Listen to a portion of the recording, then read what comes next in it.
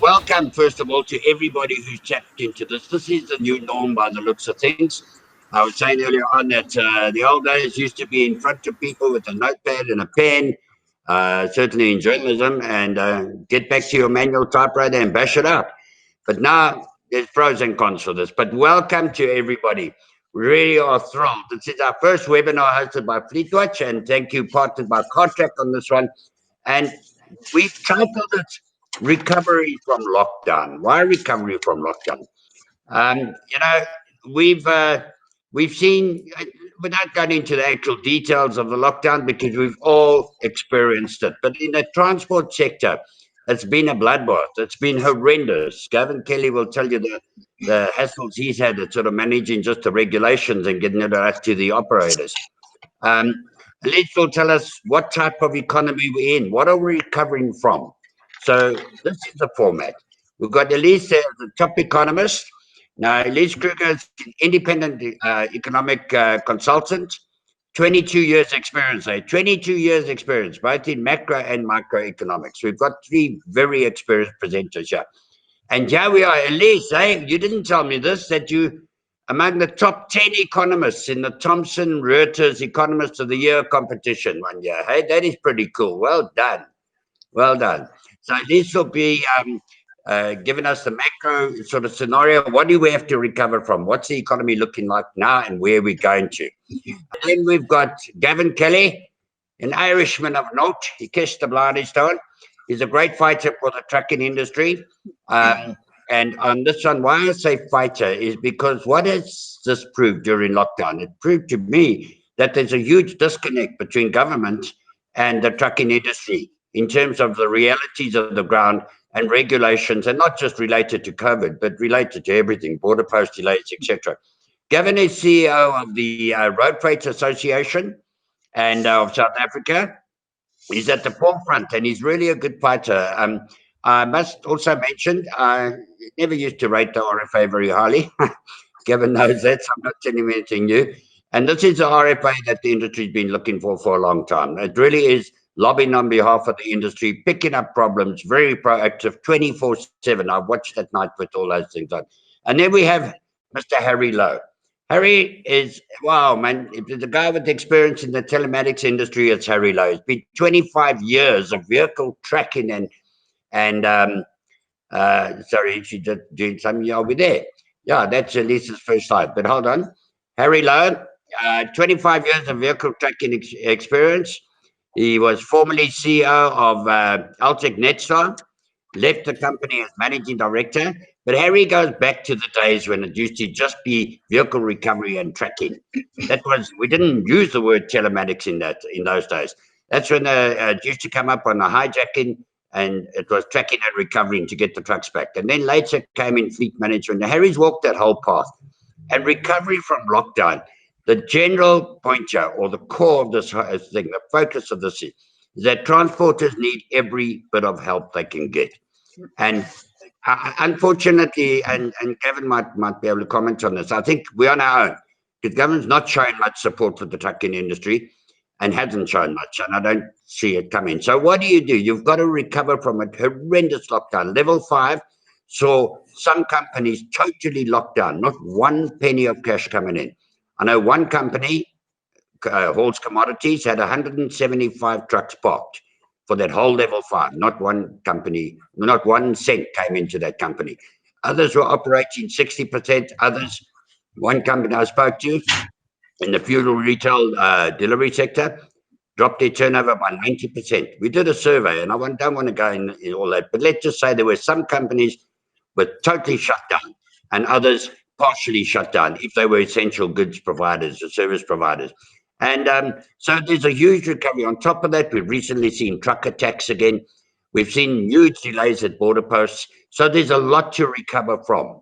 So we're going to look at telematics as one of the tools that will help you to recover, to maintain your costs. So we sketch out the position, and then how does telematics help you? You need every help you can get. Not one drop of fuel can go to waste. Not 1 kilometre can go to waste. So to kick off now, we're going to look at the impact of lockdown and trucking in prospects for recovery from Elise Kruger. Elise, Over to you. Good By afternoon, the everybody. way, sorry, Elise, may I just ask Harry and Gavin, when Elise is talking or when each presenter, we're going to switch off our audios. Do you want the video as well switched off? This, Harry and Gavin and myself, we're going to switch off our audio and our videos. And so the platform was yours, Elise. Thank you very much. Yeah, thank you very much for the opportunity to share with you some thoughts on the current economic landscape and how this could impact potentially on the trucking industry, and especially some thoughts on the prospects for recovery that is almost as chilly as the day out there. So I want to start off with looking, let me just make sure I can get my slides. Just give me a seckie. Let me use the arrow rather. Okay, starting off with my first slide, I want to make the point that the South African economy was already on its knees before COVID-19 crisis hit.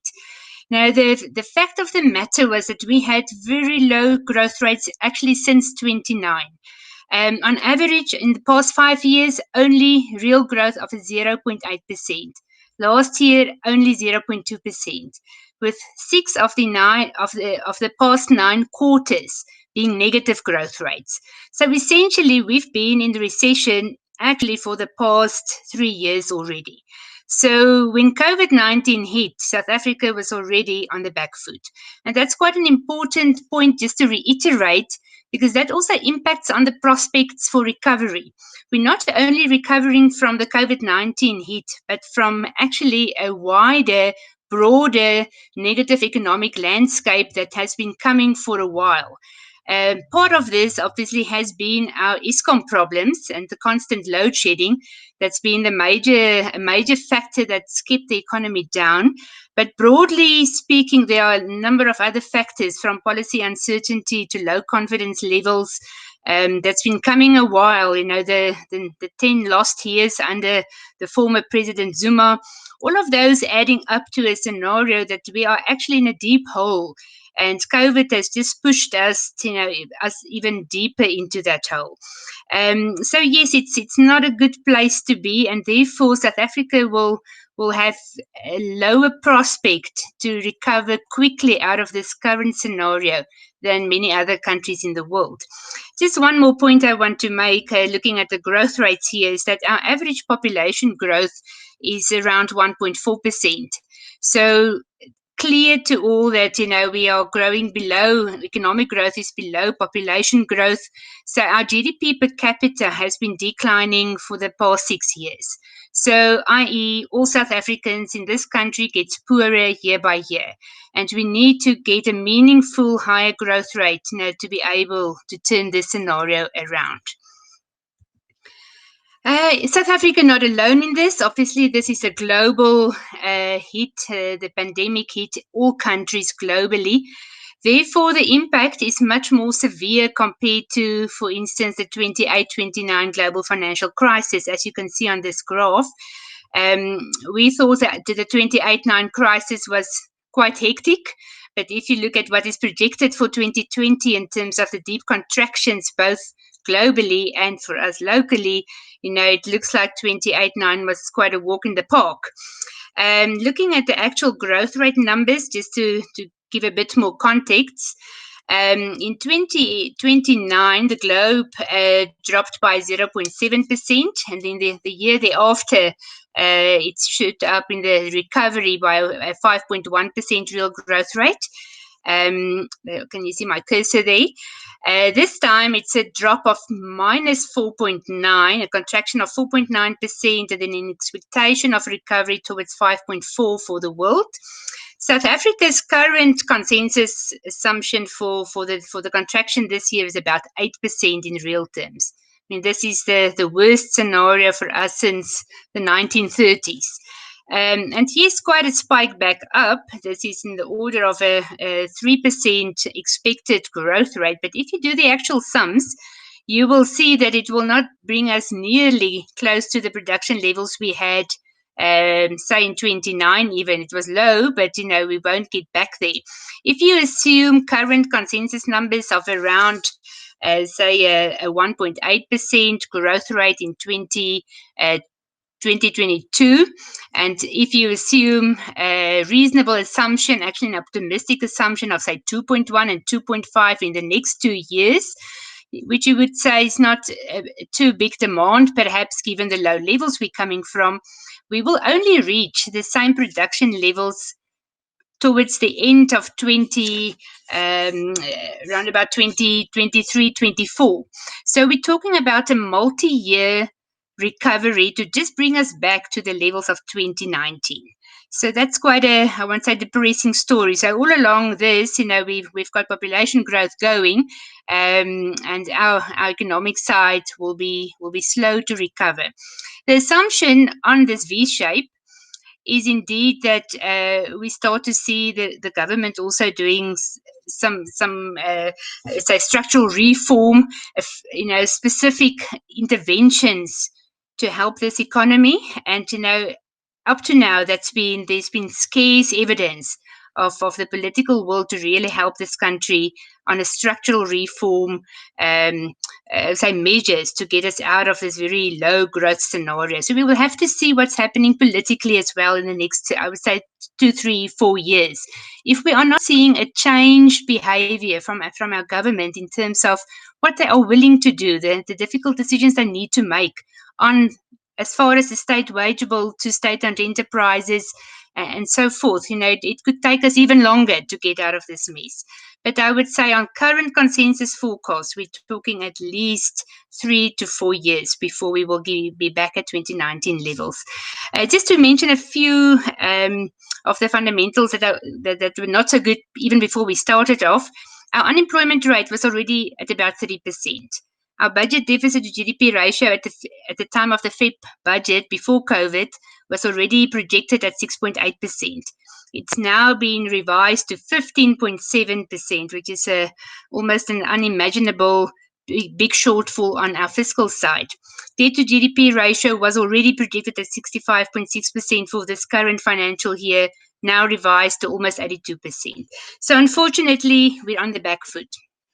The transport sector, if I could get a bit closer to that, quite important for South Africa, about 1 million people employed by the transport sector. So that's a very important, sector from the point of view of job creation. Unfortunately, quite heavily exposed to the general performance of the economy. If, as you can see on that left-hand side chart, the general economy compared to the component in our GDP, transport, storage, and communication, that very last data point, the big drop there in the transport sector was Q1 2020. So that was actually before COVID hit. So that was already quite an underperformance as well compared to the general economy. So yes, an important sector, but heavily exposed to the other industries, and the other industries are all at this point in time grappling with the impact of COVID. Looking at the tracking sector specifically, I've got some data from the N3 toll concession, looking at the total trucks. So this is the heavy transport part or heavy transport sector of the overall heavy vehicles inside the overall sector. You can see if you look at the detailed numbers on a monthly basis that between March and April, the traffic dropped by around about 51%. It's quite significantly in April, as you can see. But then it bounces back in May with a month-on-month growth rate, if you compare to that low April base, of about 92%. So it seemed like the V-shape has definitely kicked in on the trucking side.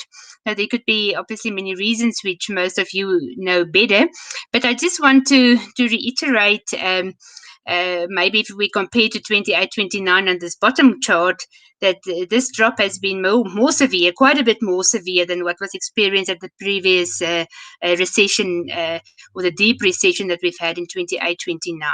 So hopefully this V-shape that we are seeing on the traffic, the truck traffic here, could perhaps, be a good indication that there is some recovery.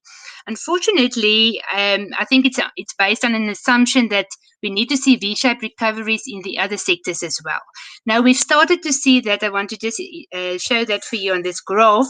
Actually, just yesterday, we got the mining sector's data out for May, which showed a bit of a V-shape, but only halfway up compared to what the tractors experienced in May.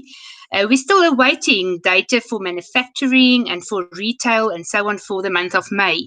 So assuming that we see that similar spike and also some further recovery in June as the economy opened up more, there could be in the near term a gradual recovery for the industry coming from just how the economy opened up after the lockdown.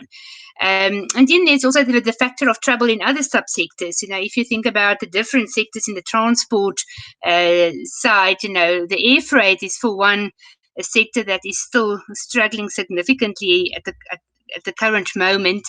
So that could perhaps result in more business for trucks compared to, if the airplanes cannot fly, then perhaps the second next best thing would be a truck taking the goods down, up and down as needed. Some pipeline issues in the past month, could have also resulted in a slightly higher demand for trucking.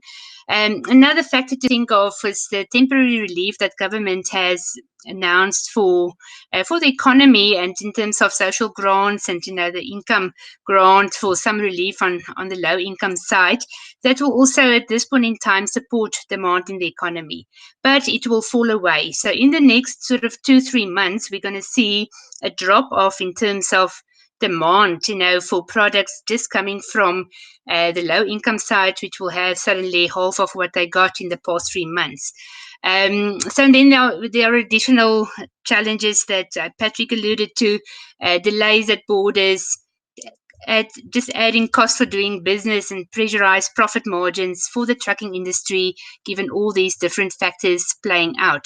So whereas there's maybe some upside in the next few months, given the recoveries in the economy, in the different sectors, I think in the medium term, looking from a macro point of view, I think the outlook is still very murky for the trucking industry, given that the outlook for the economy is really not great. Look at this chart indicating both consumer and business confidence indices dropping to multiple year lows. So it's very clear out there that the overall economy remains under significant pressure. Then you've got the additional factors of fear and uncertainties that has resulted in changing consumer and business behavior. Just thinking about the retail side, a lot more online shopping is now taking place compared to previously. And also, I think, given that there's so much pressure on the household side, given job losses, given wage restraints, uncertainty about the future and your job, there will definitely be a period where households will remain in survival mode, i.e., you're going to look at your budget, you're going to maybe decide not to buy any of the more durable goods right now. First, wait and see how this economy performs in the next while, whether your job is still safe, whether you're going to get a bonus. I think that will not happen. But I think definitely there's going to be a survival mode economics going on in this country for the foreseeable future, and until the virus is slightly out of the way, meaning at the moment, it's quite a severe factor, but it could perhaps in 3 or 6 months' time be a factor that we could all better deal with. So right now, I think, the economy is going to see a scenario where retailers are under pressure. That would have a knock-on effect, on the transport sector. The industrial sector, I think, will also remain under pressure. Thinking about the globe, yes, we are seeing some recovery in countries, very different in different sections of the world. But for instance, in China, we see some strong recovery that could, spur the demand for our commodities. That again could maybe be a positive factor for the trucking side, but on the other side, we see the impact of COVID resulting in a stop-start scenario, where economies get going and then there's some restrictions again and so on. So there's also going to be limitations in terms of what we expect from the global demand side. And locally already we've got a low demand scenario. So all of those together, I think, will make the medium-term outlook quite complex and troublesome for the trucking industry, as it's so much linked to what we're experiencing in the general economy. And I think that part's going to remain quite mediocre and, almost a muddle along, going nowhere type scenario until we start to see a more meaningful intervention in a positive market-related way from government. That's my opening remarks. If there's any questions, I'll gladly take that. Right. Wow. Liz, can you hear me? I hear you, Patrick. Okay, everyone. Wow, in a deep hole, and we need meaningful growth. Retailers under pressure. Not a nice scenario at all, but certainly a realistic scenario. At least questions, by the way, there we are, I just put from my video. Questions, by the way, any questions that can be asked can be typed in on the right-hand side down the bottom. I know a lot of us, including me, are new to this, so we're going along as we learn. But at least, wow, that is basically what comprehensively, and thank you for the preparation of that, Liz. That is what we're recovering from. That is the economic climate in which we're operating in, local and globally. And the thing is that every single one of these sectors that you're talking about, trucking operates in every one of these sectors. And so every one of these sectors, it's low growth, it's no growth, or it's partial growth or whatever, will have an impact on the trucking sector. And so where we're recovering from is very low. It's in a deep hole, as you said. So it's not an easy recovery chart that we're looking at. But at least, thank you so much. And any questions can be typed in on the right there. We will answer questions afterwards. If we have time, we'll answer them live, or otherwise we'll get to every single person who's here with the questions and the answers. And we'd now like to pass over to Gavin Kelly, who's CEO of the Road Freight Association. Gavin, you can switch your sound on and your video on. Let's see your Irish face there. And Gavin is going to sketch out, as CEO of the Road Freight Association, Gavin's going to sketch out. We've got the whole economic scenario now, not pleasant at all. And Gavin, I know, has been dealing with the lockdown.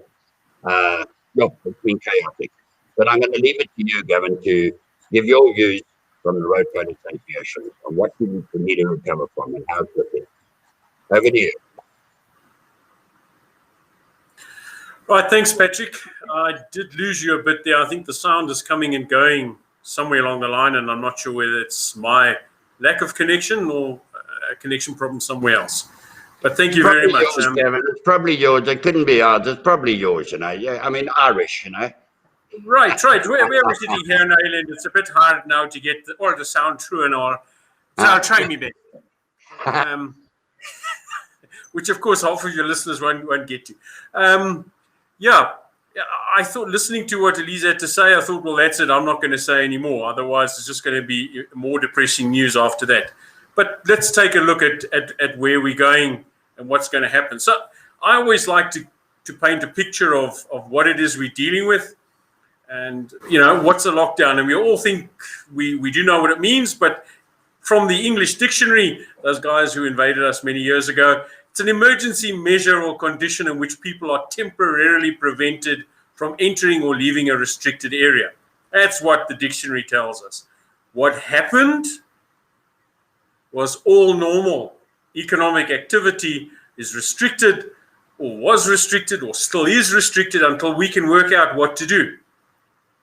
And the reality is we really don't know what this long-term effect is going to be on this lockdown that we've had. So I tried to, in my mind, have some sort of a flow in terms of what this lockdown and what the pandemic has done to us. Because, quite often you go down a path and you get somewhere and you want to think, okay, is there a way I can go back? And really, this is what's happened, is that in the very beginning, it was quite an easy, well, let's restrict the movement because we are led to believe, and there is a fair amount of evidence that the virus is propagated via people and the interaction thereof. So that's the first thing that happened was movement was restricted, trading was halted, which came as almost a natural follow-on to that. There was a close in production, and this is the first important part, is that there are other aspects around what, for me, the focus of road freight is. There are other aspects around us which are going to affect us and, of course, the greater economy going forward. So there was a close in production. Demand has dropped. Income is dropping. Now, income in terms of not only us as road freight operators, but those people who would create the demand to get more product moved via the road, to get the production producing more of what needs to be sold. All of a sudden, we've had excess stock. And I don't know how many of our listeners do a lot of electronic buying or e-commerce buying, as it's called. But I'm sure in the last couple of weeks, when you've gone online to compare prices, you would have found a couple of things suddenly a lot cheaper than what they were 2 or 3 or 4 weeks ago. I had that experience when I wanted to upgrade computers for my kids. All of a sudden, hard drives were up to 75% cheaper than what they were 2 or 3 weeks ago. Then distress selling starts happening. And I'm not going to mention companies in the road freight arena that you all would have seen comments about in the media. There are some large ones, but more importantly, there are a lot of little ones who've gone quietly. There's no announcement to shareholders and stockholders. They've gone. One day they were open, the next day were gone. And there's a lot of distress selling around that.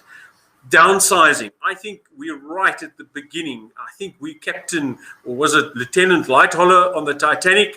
I think we've seen that tip of that iceberg. I don't think we understand the size of that iceberg that's coming towards us. Then there's going to be a liquidity drought. And that drought isn't just a fancy word for the big companies. It's going to be you and I. What's in our pockets? And why I've got it there is because you actually need to draw that line all the way back up through those circles that I've drawn there in terms of how that liquidity drought affects a lot of those aspects. And then we're going to get to collapse. I don't think we've got to collapse yet. I think we're still dealing with the pandemic in terms of the medical part of that pandemic. I don't think actually we've really got to what the financial aspect is going to be. And what Louise had to say earlier on, I think is important. I've taken 3 quotes or 3 scenarios from the Deloitte recovering from COVID-19, considering economic scenarios for resilient leaders. You can find that on the internet. I think it's a good read. It's really does give some pointers. So I've taken 3 topics, 3 scenarios from them. The first really, and the scenarios are from, as you would know, from good to bad or from high to low, painting where we could go. And we're hopefully going to follow scenario 1. And I think that's what everyone around the world is really hoping for, is that what we've done is going to contain not only the disease, because the disease is the point, it's going to be this economic damage that has happened. The trying to understand and limit the continued financial ripple effect damage that is going to happen. And in the previous presentation, you saw some figures. I really want to look at the bold line at the bottom, which talks about results in a GDP drop 1.5 times what we saw during the Great Recession. And that's great. Many of us didn't live through the Great Recession, so it's a kind of a funny figure for us. But if you take the figure, and it's going to be at least 1.5 times that. I mean, the Great Recession might not have affected each of us in the pocket in the short term, but we're still dealing with that in actual fact. So that's something that we need to understand is, in actual fact, how long this is going to be around us and be with us. The second scenario is the one that you're starting to hear whispers of, that this pandemic is going to be with us for some time. It's going to be with us maybe for a couple of years, in terms of the disease itself. Maybe not as virulent or as aggressive as it is now, because we're now thinking up some wonderful ideas. We're going to start finding some vaccines, perhaps, that are going to minimize the effects. We're going to find some other ways of dealing with the rapid spread and the infection. But it's going to be around for a while. Influenza, we all call it flu, the coughs, the sniffles, that we get every year around about winter. Influenza was a pandemic many years ago, the great influenza pandemic.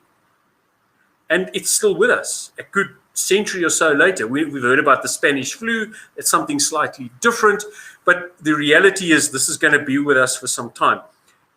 It's not the medical reality. It's going to be, again, that effect on the economy.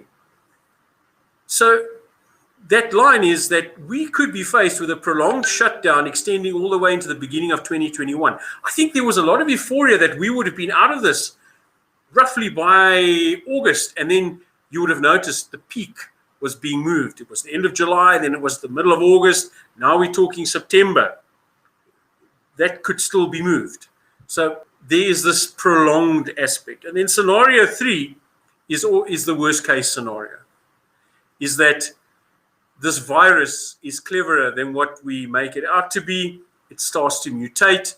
There have already been 1 or 2 reported cases of people who contracted the virus, recovered from the virus, and then got the virus again. But the virus was in a slightly different form. And I think the previous presentation pointed very much in this line, that both globally and in South Africa, we're going to experience a long-lasting decline in GDP. And especially if we are looking at our population growth already at the point where it's outpacing what our financial growth forecasts are and our GDP forecasts are. So the probabilities I saw, and I'm happy to see that the previous speaker was speaking in the same sort of timeframes, is that it's probably going to take us at least 3 years to get the economy back to where it was pre-COVID-19. We're not talking about any growth over that. We're talking about getting back to where we were. And there's opinion that varies, and it's something between 2 and 5 years, and that's given on what we know now.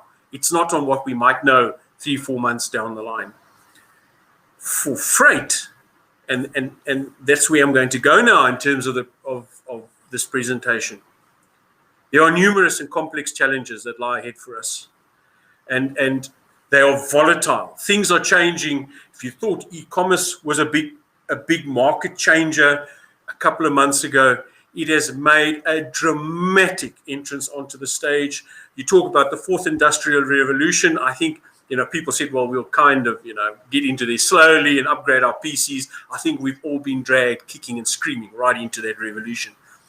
And it's becoming a very complex world. Not only is COVID there, not only is the economic issues there, but you've seen the strange political things that are happening all around the world. The world's become far more complex and far smaller than it was 3 or 4 years ago. The world is literally on our doorstep. Our operators, if they're living here in Isando or down in Mbeni or down in Delft, wherever they might be, aren't only competing with their fellow competitor transport company up the road. They're actually competing with the guys from the US and the UK and China and Australia. And it's become quite tough in that environment, and it's become very much an ambiguous market that they're working in the world in. I see big 6 challenges. I wish I could get it to the big 5, but there are 6 big ones. There are a couple of small ones around there, and obviously these have nuances to them. But first of all, reduced markets. And reduced markets means reduced demand for transport because the guys are buying less and less. That's it. That's the reality. People don't have money, they don't spend the money, and it goes from all the luxury type items all the way down to the basic necessities, the bare necessities, if you would. Energy is just going to get more expensive.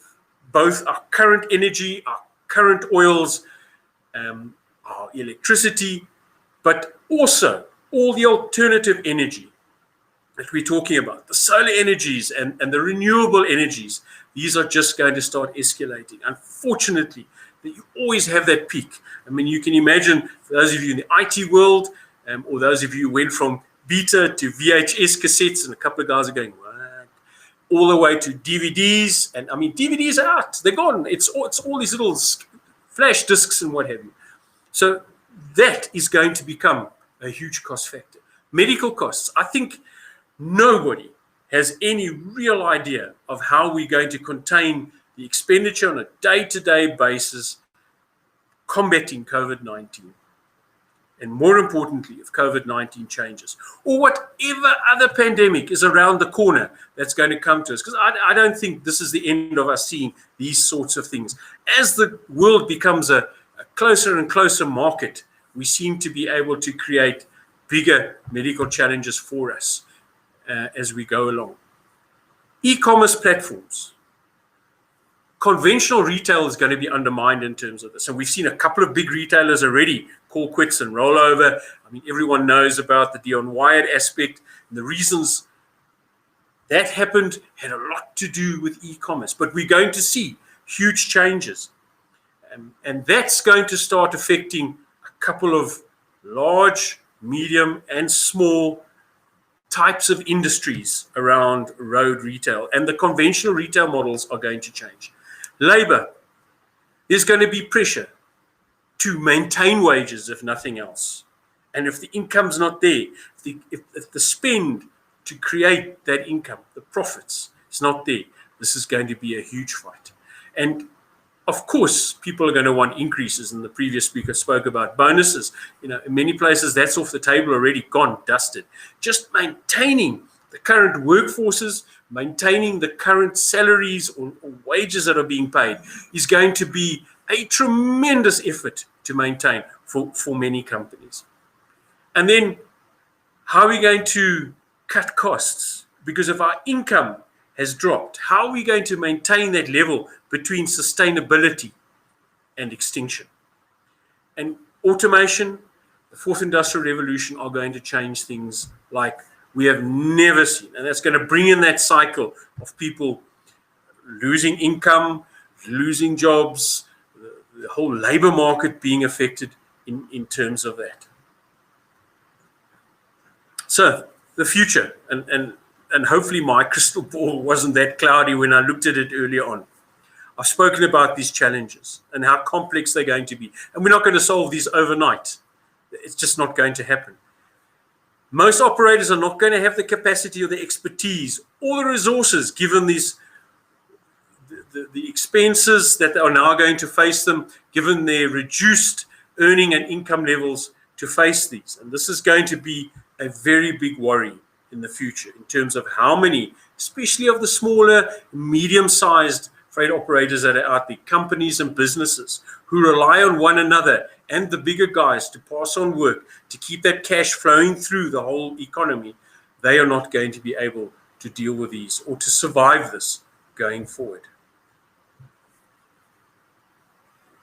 I am very pleased in what Patrick had to say earlier on in terms of what he's seen the RFA doing. I think in all aspects, you're going to need to have support to help companies get through what's facing them. In this case, in the road freight industry, obviously, the RFA is here to help in terms of what's going to happen, but it's going to be important that businesses understand and get the information to effectively and efficiently face the challenges that are going to now come to them and be able to work through them. So I think a very, very tough time going forward. That's it, Patrick. Thank you very much. Wow, Gavin, that is a realistic wake-up call. Hey? It really is. And I know what you've been through over the past and what this industry's been through over the past few weeks. Well, 3 months, actually. We've just passed 100 days of lockdown. I think you've sketched an incredibly realistic scenario there. It's not easy. A lot of the small guys have already, when we did that little survey in the beginning of lockdown, where we said, asked, what's the long-term prospects? A lot actually replied that they see closure. And you've sort of confirmed that for the smaller companies. And interesting, even the bigger companies are closing. We've seen Barlow World Logistics announcing, we've seen Imperial Cargo. But also have sketched that there is a future. You know, the transport industry has faced incredible challenges over the past, and it is resilient.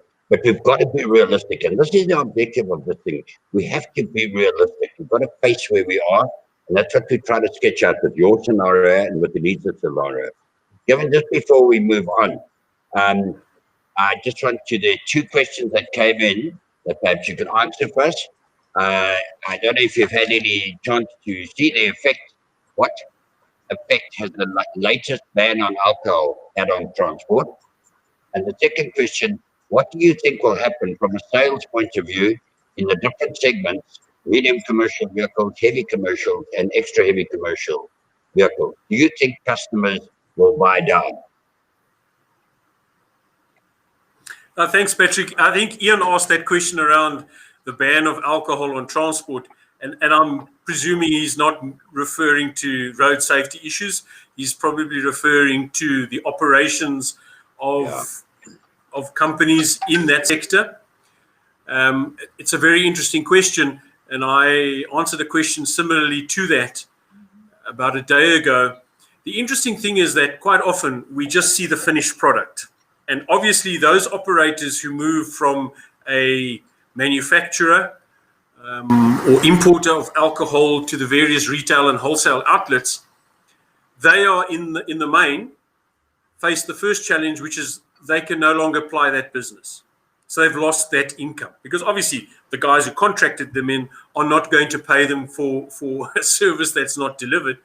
But what many people don't know is that many transporters, the secret to success is the so-called return load. So their first contract would be moving, whiskey from wherever to wherever. I'll use whiskey since I know a bit about that from Ireland.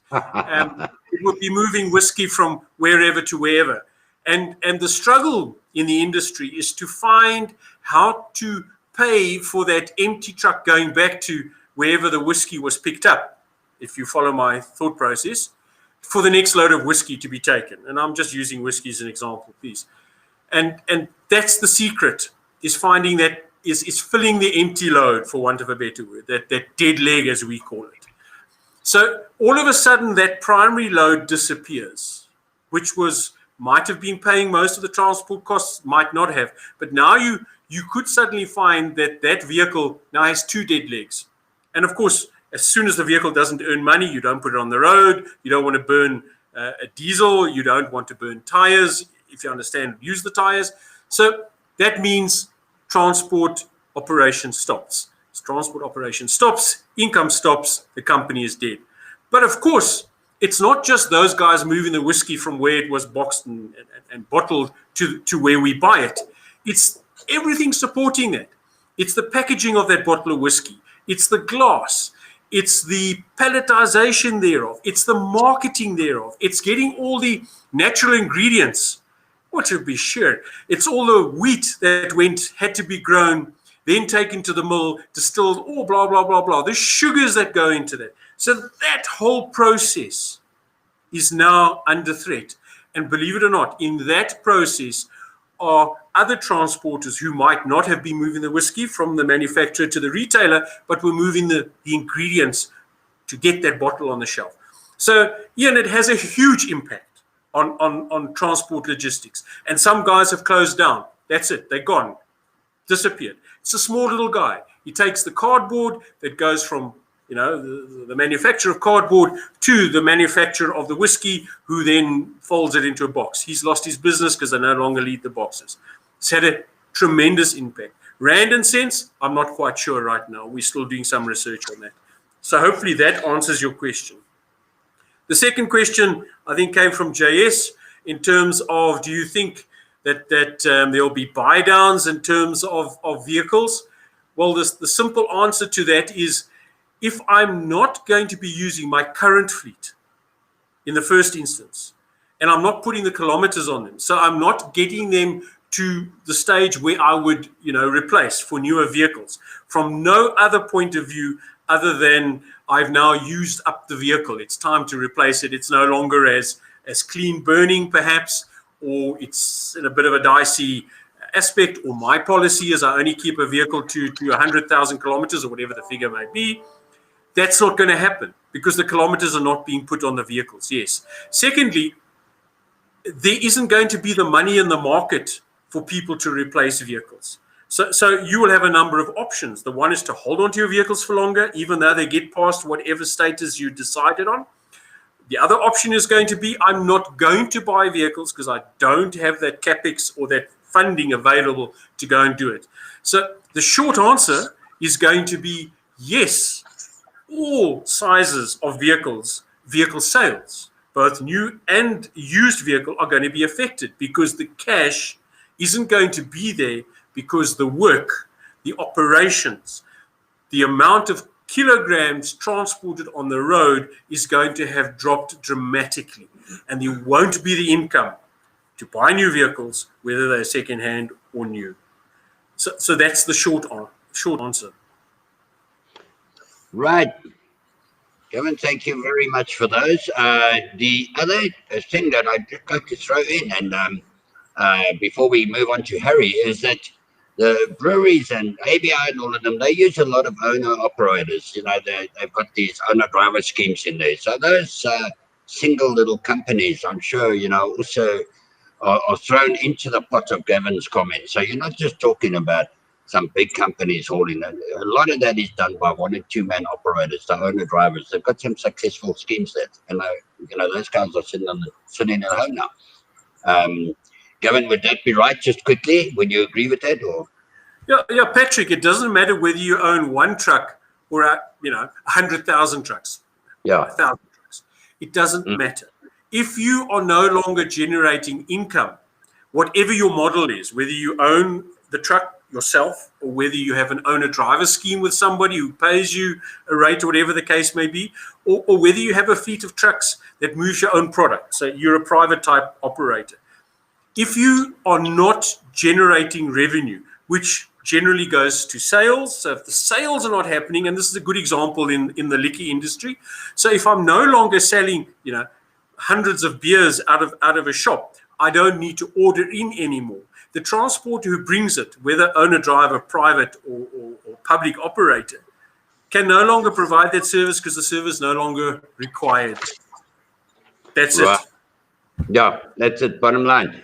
We've got another question there that we're going to wait till the end because we want to move on to Harry. Gavin, thank you very much for that very incisive, quite depressing view as well, but very interested in you gave a very good introduction into our next speaker, who is Harry Lowe, CEO of Chief Executive Officer of Cartrack. And the whole thing is recovering with telematics, not recovering only with telematics, but how can telematics help you to maximize your efficiency and productivity? Because as you can see from what Elisa said and from what Gavin has said, there's no room for waste. We can't waste 1 drop of fuel, not 1 wasted kilometer. And Gavin, just before I pass on to Harry, you said under your big 5, I mean your big 6, you wanted to try and get your big 5, that there's going to be pressure to cut costs. And you've said there that there is going to be automation, and the 4th industrial revolution will change the logistics methodology. Harry, I think that's a great introduction into your chat, who've been around for 25 years. How is telematics going to help the operator to recover? Patrick, thanks very much for inviting me onto your panel. It's a great honor to be here, and hopefully I can impart a couple of tips, which I'm sure most of the attendees are already all very au fait with, but it always helps just to review and remind ourselves what really works in telematics. Very, very tough times for all companies coming back post-lockdown, and even during lockdown, those that were able to work. A lot of rules being changed. The UIF TERS program has come to an end. Possibly going to be seeing more retrenchments in our economy. People are hungry.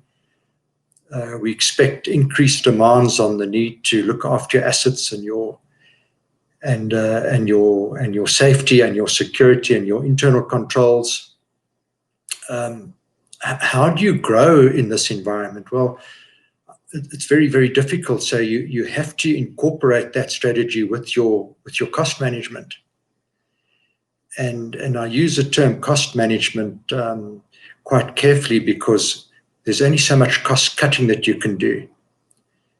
And eventually you will cut the muscle, and you need to manage yourself out of the situation that we're in through becoming more efficient. It should always be a business priority. I'm not preaching a new gospel over here, but doing things better and effectively for a more profitable outcome is the outcome of good cost management. And that leads into the detail of what you're managing. And that again ties into the telematics solutions that are available.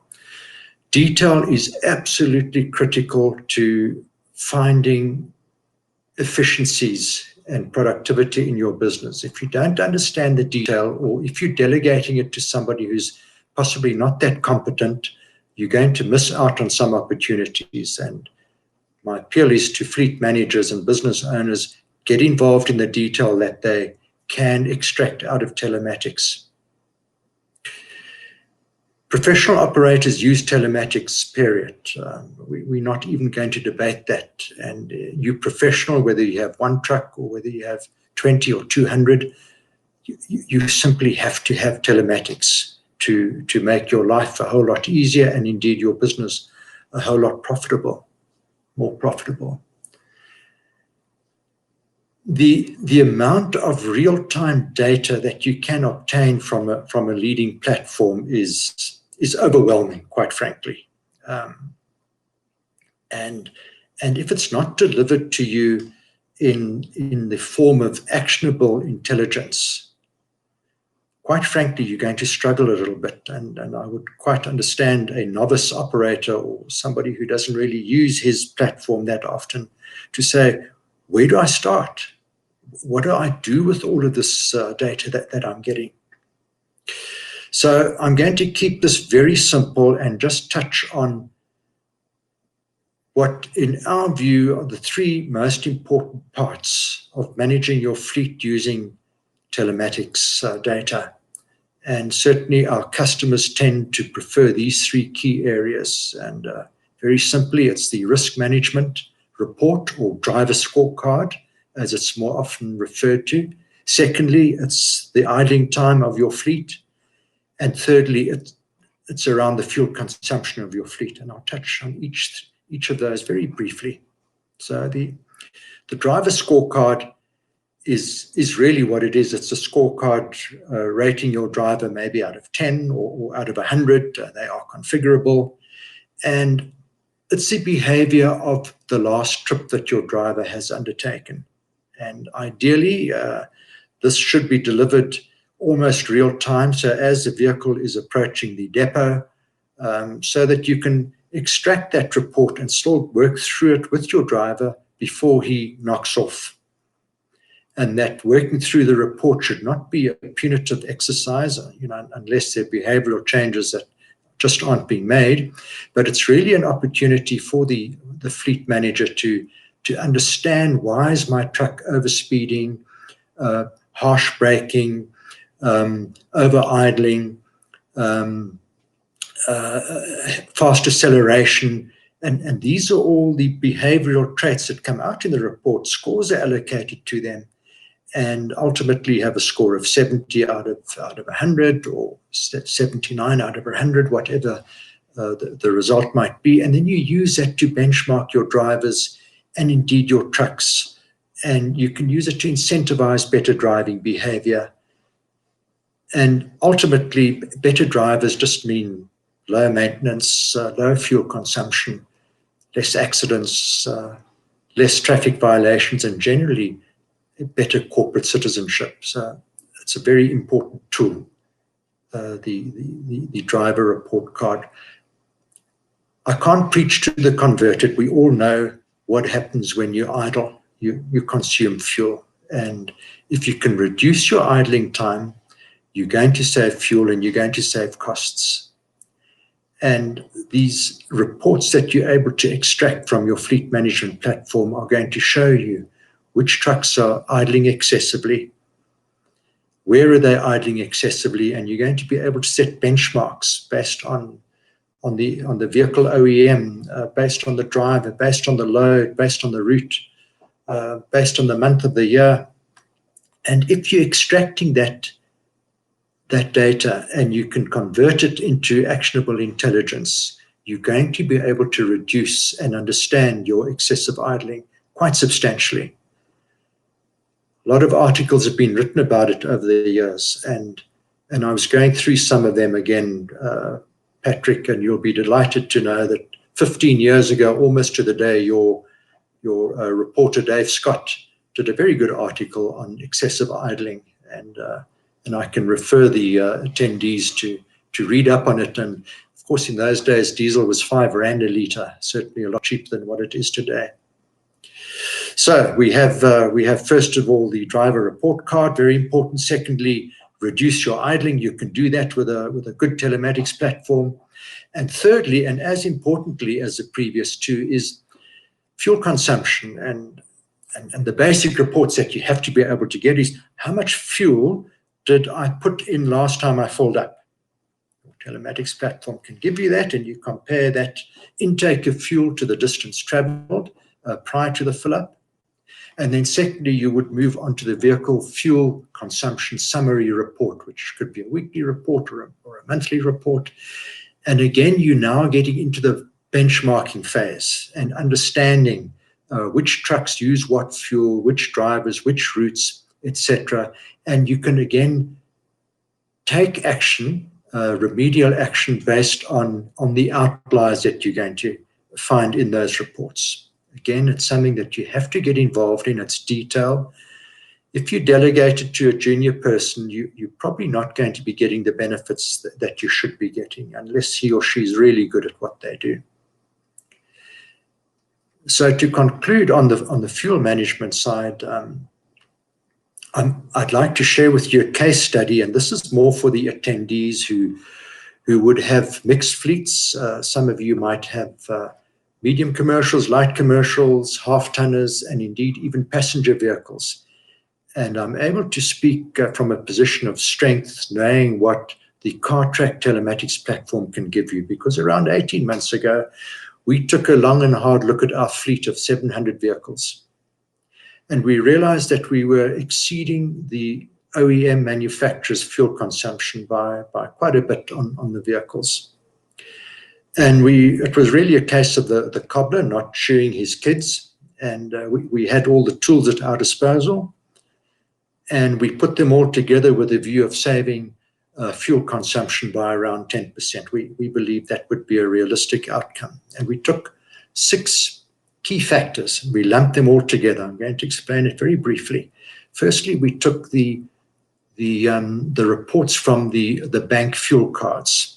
We get that reporting every night, and it gets pushed into our platform, and the fleet manager has it available at 8 o'clock the next morning. So we're not looking at consumption reports or purchasing reports that could be up to a month old. It's almost real time. Yesterday's report gets looked at today. Secondly, we look at the location of the vehicle at time of fill up, and we compare that to the filling station, which is logged as a point of interest. We've logged probably 95% of filling stations in South Africa. We tie that into the amount of fuel purchased in litres. We tie that into the size of the fuel tank. And then last, and as importantly, the virtual odometer since the last fill up. And these 6 variables lumped together will either throw out a green tick or a red tick. The red ticks are for immediate action, not for tomorrow or for next week, but immediate action. And when we started off, we had a lot of red ticks. Today, I'm happy to say maybe 1 or 2 a week.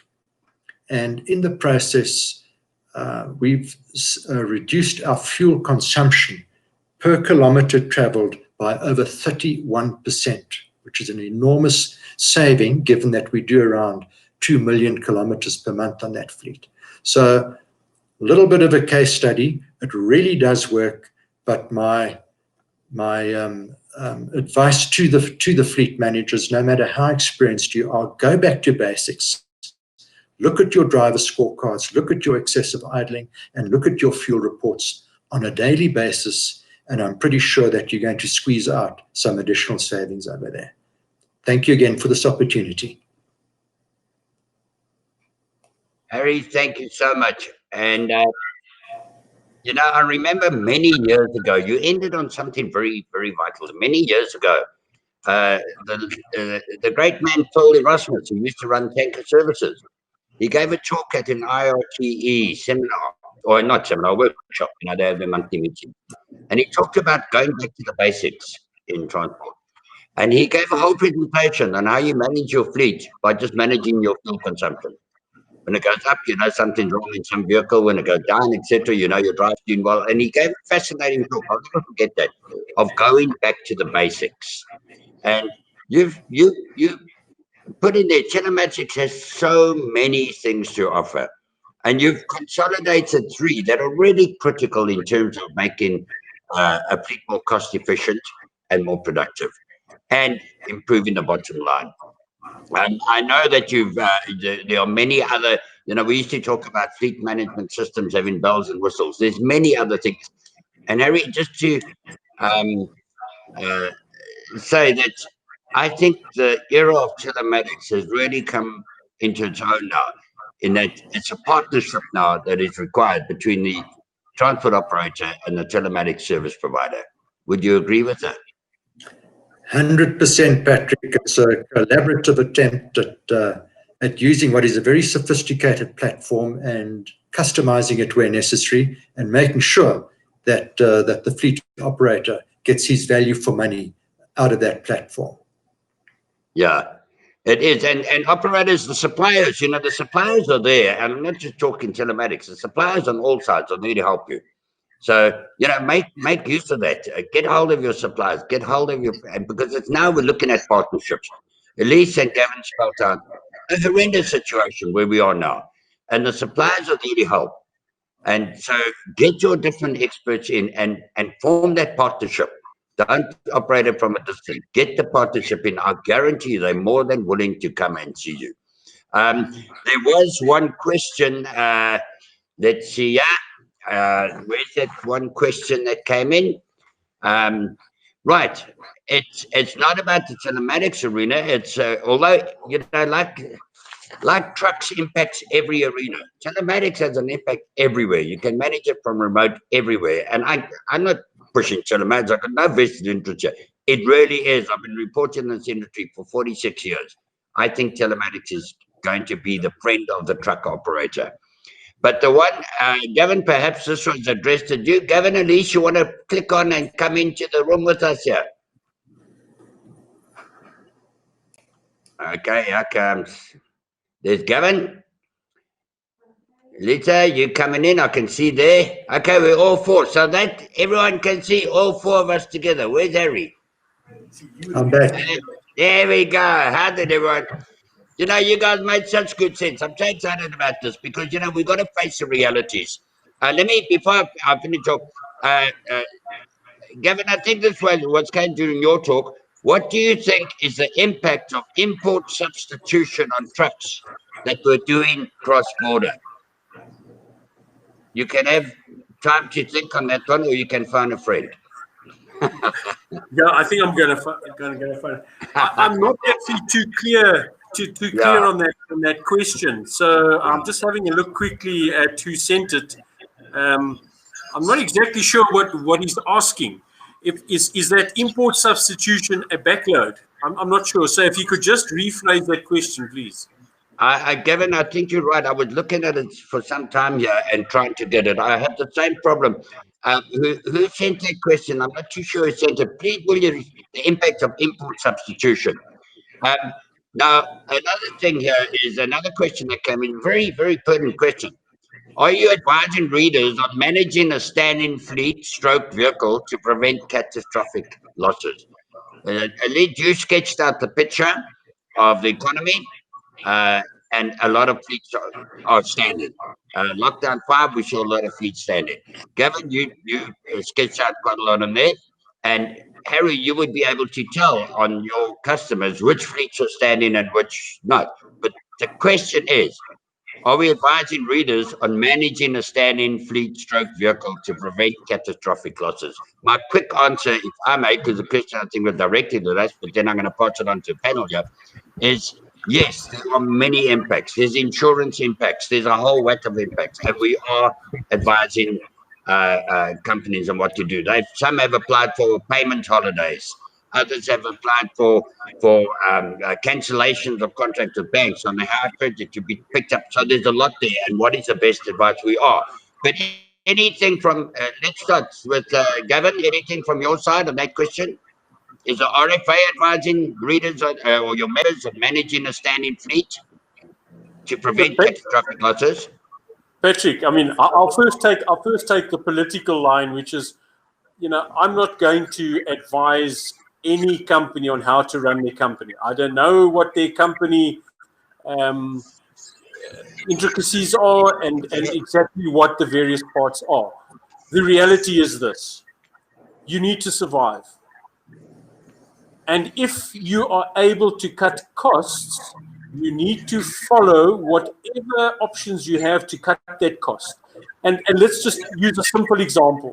If I'm going to run vehicles backwards and forwards, and I'm going to put diesel into them, and I'm going to maintain them, and I'm going to pay tolls, and I'm not picking any contract or any specific route, if I'm going to go backwards and forwards, and that is going to realize in a loss for me, I have to look at what I'm doing. And that might be a number of options open to me. That might mean I need to take those vehicles and stand them for a while until things change. It might mean I need to downsize on the vehicles, or it might mean I need to see if I can take those vehicles and utilize them in a different contract. So the only advice I can give is something I got from my dad many years ago. The first piece of advice I won't give. Second piece is that your expenses can never or should never exceed your income. So if it means you're going to have to park your fleet for a while you try to manage your expenses and look for other opportunities, then surely that is sound advice. Okay, Harry, you've I don't know if you've picked up among your clients how many are standing. Are you anything to say on that question? Patrick, we've seen mixed results. Clients that were servicing the essential services industry from day one were busy. Others that were in the leisure industry, for example, had to park fleets. We're talking in excess of 10,000 vehicles. But yes, we're able to determine that at the moment our customers' vehicles are probably running at about 60 to 70% capacity across all industries on average. Yeah. Okay, Elise, what would you say as an economist? You see this, it's about the bottom line, about losing money, about decisions to close, what would you say? Yes, I think I really don't have much to add. I think what was really already said about expenses and income is probably the bottom line. And in a way, really back to basics is the period that we're currently in, be it your household finances or be it your trucking business. At the end of the day, back to business is the only survival mode or survival strategy that we can really at this point in time embark upon. Yeah, okay, great. Last question, because we've got there's a time limit, so we've got 4 minutes, eh? Wow. You see, in the old days, we'd have on and on, I could go on and on all day with you wonderful people and our wonderful listeners. Now you're restricted. We've got to change this Microsoft fellow, what's his name, Bill Gates, so we must get on of him. The question is, Harry, this is directed at you. Most OEMs offer telematics. We've seen that over the years where you get proprietary systems. If I'm running a mixed fleet of trucks, is there a tool where we can view one dashboard for all? Yeah, that's a challenge that some operators have. Mixed fleets, some come with the OEM system, some don't. Some questions that need to be asked: does the OEM platform provide all the information they need? If yes, then it should be quite straightforward to mix all that data together. The second question is, that of stolen vehicle recovery. Many of the OEMs aren't able to provide that type of service. So we find a lot of customers with mixed fleets come to us and say, can you please merge the data? We'll get it from different sources and we'll put it all together into a dashboard. And in fact, we have some alliances with OEMs in which we do that already. So something that we could talk about on a case-by-case basis, definitely. Fantastic, because I see the telematics companies and the OEMs are actually talking a lot more than they used to, Harry? Yeah, very much so. It's important. Fantastic. People, if you've got any other questions you'd like to put through, where do we put them through? Kali, you will be getting an email. And please, this is also up on YouTube. And if you can direct your questions or comments, please, and don't be shy to be critical. This is our first webinar, and I've loved it. And I think our presenters have been absolutely stunning, absolutely wonderful. But give it to just Kylie, that's KYLIE, at fleetwatch.co.za. We will then pass it on to our presenters in terms of relevant questions. Now, I just want to show you something. We've got a little surprise here. We have got what we call the FleetWatch library. Okay, can you see it? There's lots of books there. So we're going to put everybody's name into a hat, okay, who has been attended. And we are going to draw it, and we're going to have a lucky draw, and the winner's going to get a FleetWatch library. That's how many books has been done over the years. And so someone is going to win a FleetWatch library to the value of how many millions of rand? No, sorry, I'm thinking some dollars. I think it's valued at about 1,200 rand. But and to our presenters, you're going to get something special from us as well, because you've given your time, your effort, you put a lot of presentation, a lot of effort into this. There is one other question that's come in, but we are cut on time, eh? Yeah, we're going to cut. Gavin, I answered it. I answered it. Don't worry about it now. To be sure. Okay. Harry, Les, Gavin, thanks, brothers, and everybody out there. Let's participate. This industry is resilient. I've seen it go through hard times in the past over 46 years.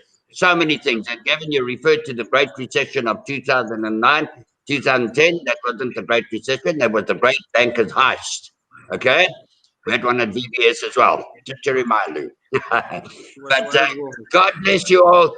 Good luck. We're all in this together. Let's stick together. There's some dumbass regulations coming through. Let's ignore those and let's stick together with the transport industry, with the truck industry. Let's hold hands and let's go forward together. God bless you all.